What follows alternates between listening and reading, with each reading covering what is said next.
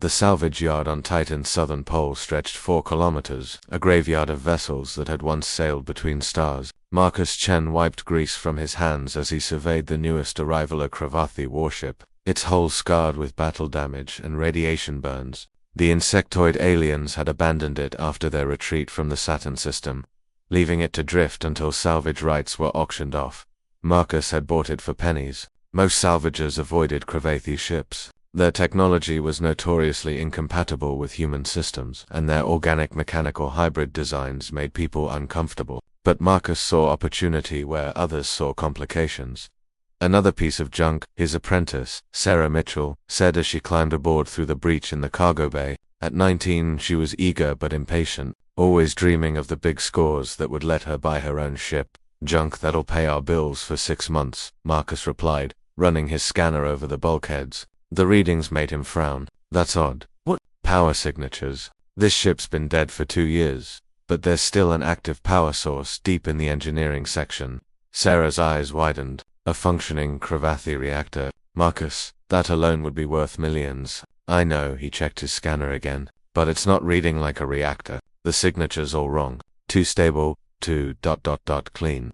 They made their way through the ship's twisted corridors, their flashlights cutting through darkness that smelled of ozone and something organic and rotting. Cravathi ships were grown as much as built, their walls lined with what looked like veins and neural pathways. Most were dormant now, withered without the ship's main systems to sustain them.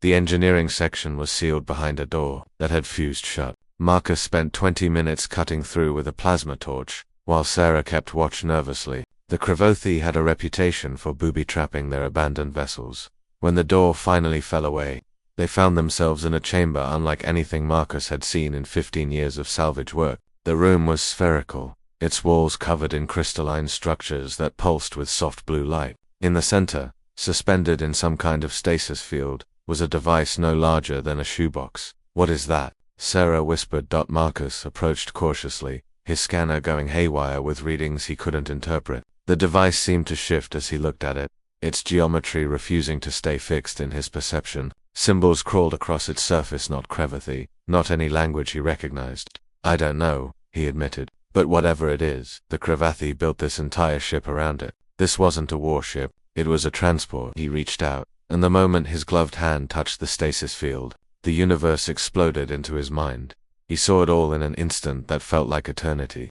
The true nature of faster-than-light travel, the fundamental architecture of space-time itself, and the horrifying secret that every FTL-capable species had discovered, and then hidden. FTL didn't move ships through space. It moved space through dimensions, creating tiny tears in reality with every jump. And those tears never healed. They accumulated, spreading like cracks in glass, weakening the boundaries between universes. Every species that achieved FTL had unknowingly begun destroying existence itself. The Cravathi knew. The Zolmari Collective knew. The Thraxian hive mind knew. Every advanced species in the galaxy had discovered this truth and made the same choice: say nothing, hope the damage wasn't irreversible, and continue using FTL because the alternative, being trapped in their home systems while others expanded, was unthinkable.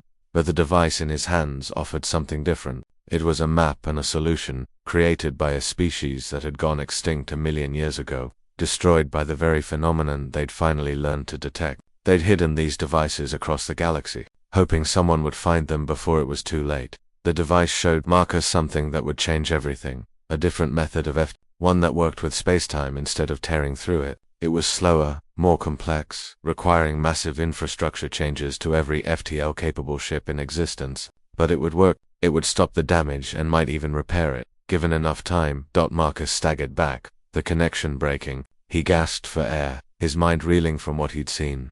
"Marcus, what happened?" Sarah grabbed his arm, steadying him. "I know why the Cravathi hid this ship," he said. "I know why they abandoned it instead of destroying it. They're scared. All of them are scared." He told her everything he'd seen. As he spoke, Sarah's expression shifted from confusion to horror to grim determination. "What do we do?" she asked finally.